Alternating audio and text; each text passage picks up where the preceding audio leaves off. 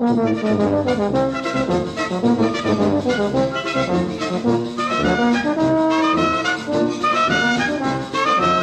chefe da folia pelo telefone manda me avisar que com alegria não se questione para se brincar.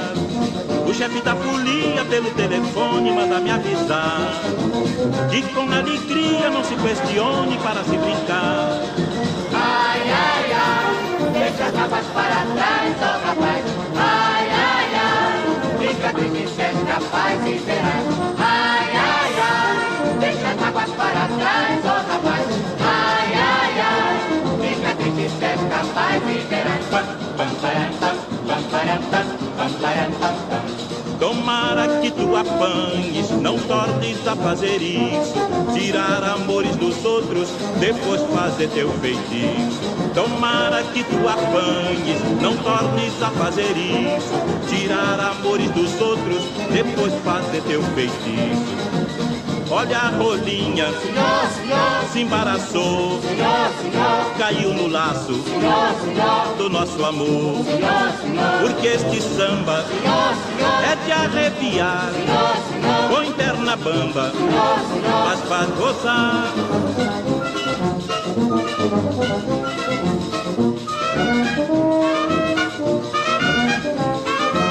O chefe da polícia pelo telefone manda me avisar que na Carioca tem uma roleta para se jogar. O chefe da polícia pelo telefone manda me avisar que na Carioca tem uma roleta para se jogar. Ai, ai, ai, deixa as mágoas para trás, oh rapaz. Ai, ai, ai, fica triste se és capaz e verás. Ai, ai, ai, deixa as mágoas para trás, oh rapaz. Ai, ai, ai, fica triste se és capaz e verás. Pam, pam, param, pam, pam, param, pam, pam, param, pam, pam. Oh, senhor, Porque este samba senhor, senhor, é de arrepiar, senhor, senhor, põe perna bamba, senhor, senhor. mas faz gozar.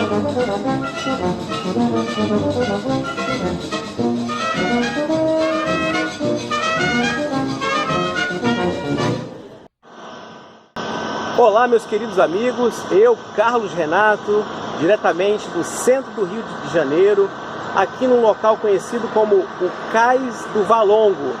E hoje estou aqui para a gente continuar o nosso bate-papo sobre essa coisa linda e maravilhosa chamada Cidade do Rio de Janeiro e dessas pessoas que moram aqui, que nós costumamos chamar de carioca, né? Eu, no outro vídeo, falei que tem carioca de tudo quanto é tipo e jeito e tamanho.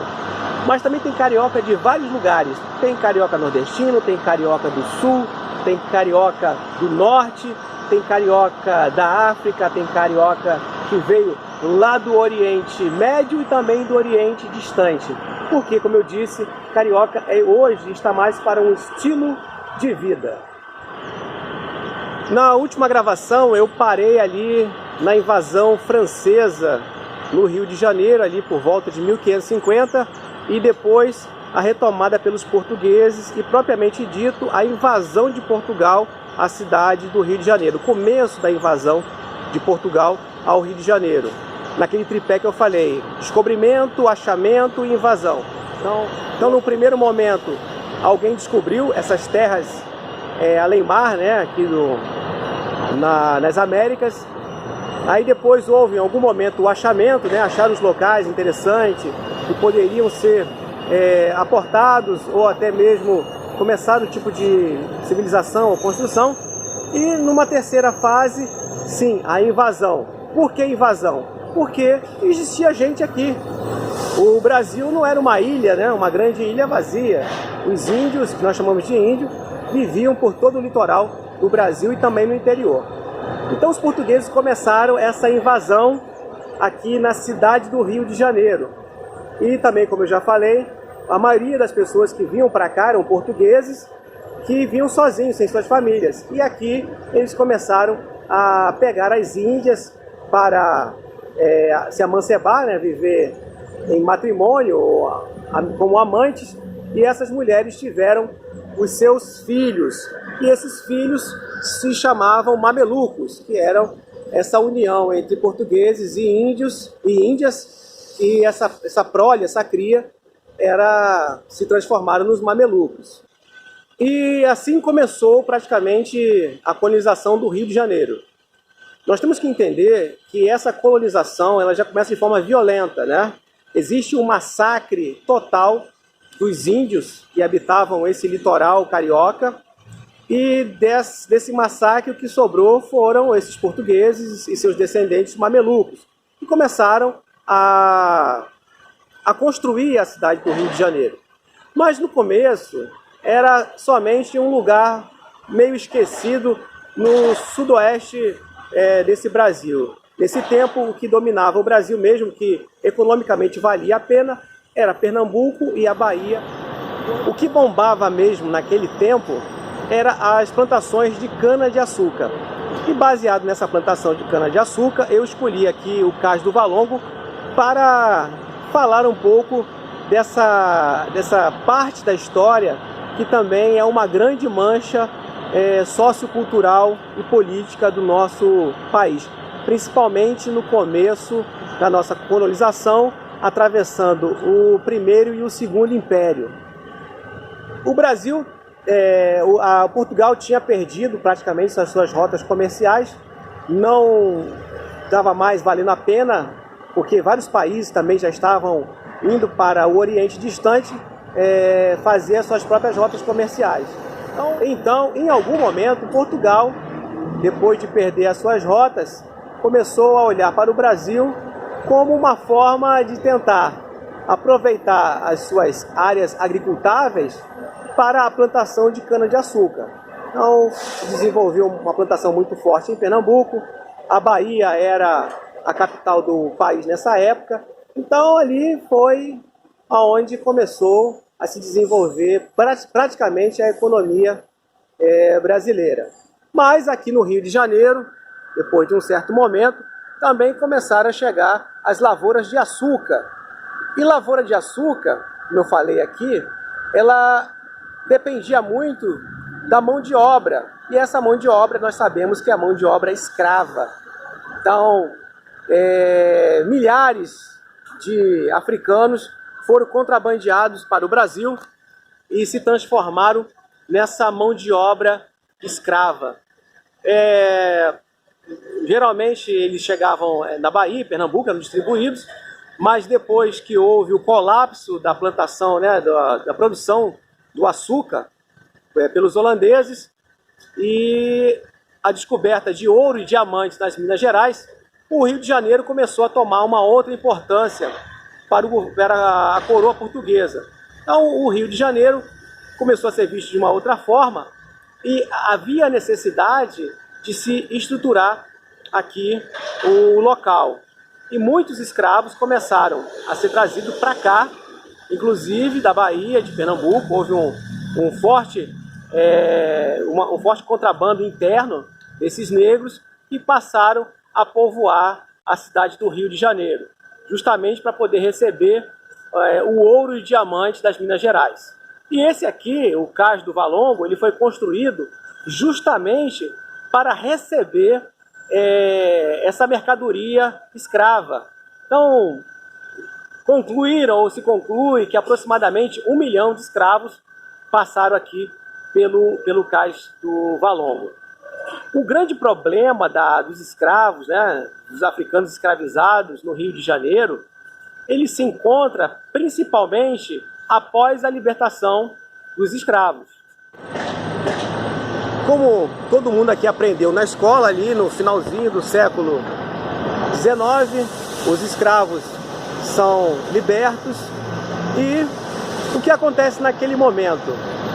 Não existe o Estado, né, o Império, ele não dá a condição de inserção dessa parcela negra ex-escravos, né, ou essa parcela negra escravizada, de ser introduzida na sociedade brasileira como um todo e principalmente na sociedade carioca.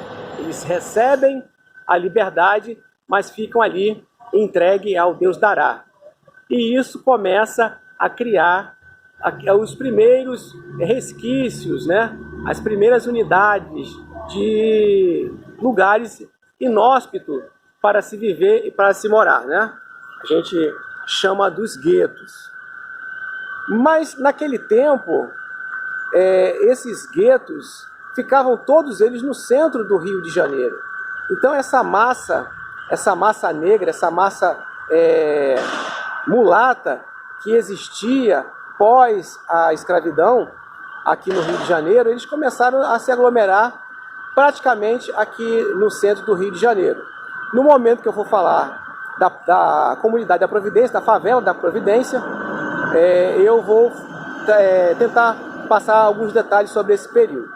Mas nós temos que entender que, no primeiro momento, a escravidão foi a mão de obra, né, a mola da economia brasileira. Esses negros eram trazidos para o Brasil aos milhares e, mesmo com a vinda da família real portuguesa para o Brasil e depois com a emancipação, né, e a criação do Império Brasileiro, primeiro e segundo reinado, essa escravidão foi mantida de uma forma extremamente cruel.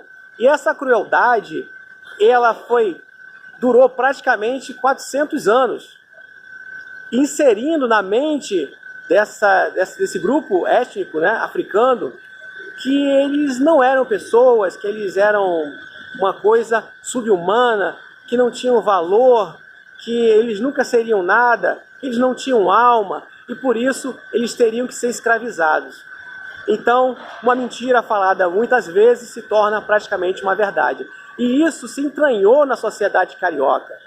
E isso também é um paradigma de dificuldade para a construção da própria sociedade do Rio de Janeiro, onde aquelas pessoas negras não tiveram condições de crescer dentro da sociedade ou ter um grande espaço na sociedade, né?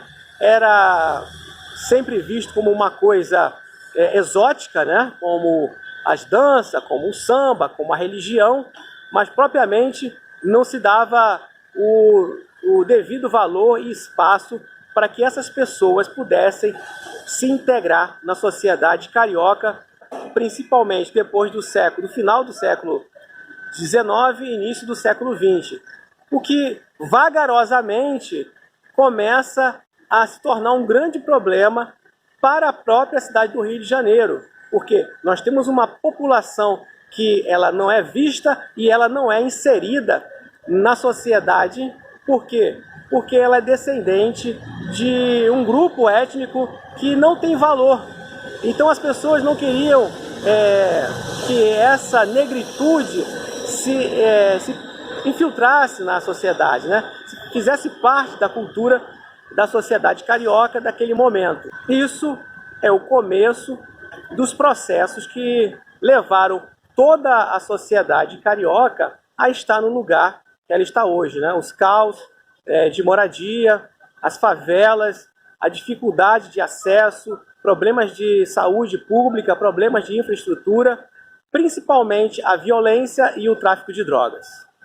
E eu vou ficando por aqui no nosso post de hoje, diretamente aqui do Cais do Valongo. Depois eu vou passar aqui algumas coisas legais da gente perceber aqui desse centro antigo e histórico do Rio de Janeiro. Em breve eu vou fazer um novo post e eu espero que vocês tenham gostado aí do que eu estou publicando e das imagens. Peço desculpa por alguma coisa, a estrutura aqui é bem limitada, é um celular e meu braço que cansa, às vezes algumas palavras fogem. Tá bom, gente? Um grande abraço e fiquem bem. Olá, meus queridos amigos, eu estou agora aqui na Pedra do Sal e eu queria contar para vocês um pouquinho aqui desse local.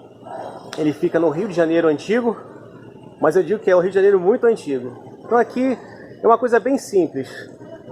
Aqui tem umas casas em volta, né, que representam ali o final do século XIX e início do século XX. Muitas casas abandonadas, vocês viram as imagens aí. E o que acontece? Essas casas, geralmente, quem morava eram os portugueses. E quando eles morriam, o que acontecia? Eles deixavam a sua herança para a Igreja Católica. Mas a associação ou algumas associações de negros aqui do Rio de Janeiro reivindicam a posse dessas casas também como forma de herança, né? Negras se casaram com portugueses ou tiveram filho com portugueses.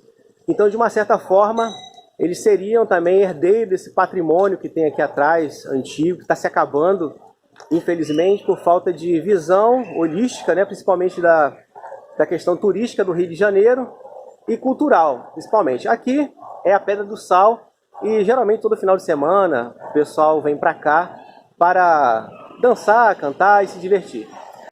Reza a lenda que talvez o samba tenha nascido aqui nesta pedra, nesse exato momento, nesse local. Não nesse exato momento, mas nesse local que eu estou aqui.